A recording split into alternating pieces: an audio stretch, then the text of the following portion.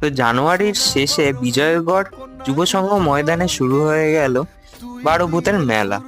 12 ভূতের মেলায় কুম্ভ মেলার সব সাধুরা এসে এখানে হোমযজ্ঞ করে, আর এখানটায় মেলা হয় তাই জন্য। এই মেলায় কিন্তু শুধু দোকান না, তোমাদের মন পছন্দ রাইডসও পেয়ে যাবে, যেমন ডিস্কো ডান্সার আর এই হচ্ছে নাকরদোলনা। তারপর এগুলো ছাড়াও তোমরা পেয়ে যাবে বেলুন ফাটানো। তারপর খিদে পেয়ে গেলে তোমরা চিকেনের দোকানে যেতে পারো, আর মেলায় এসে আচারের দোকানে যাবে না তা তো হয় না। তারপরে আছে লোহার দোকান, কাঠের দোকান।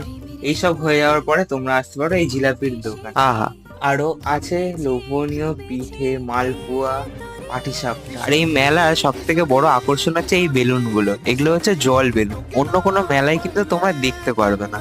মেলার বাইরে ছিল এই হোমমেড চকলেটের স্টল, যেমন শুধু চকলেট না, চকলেট কেকস, তারপর আরো আলাদা আলাদা ফ্লেভার্স এরও ছিল।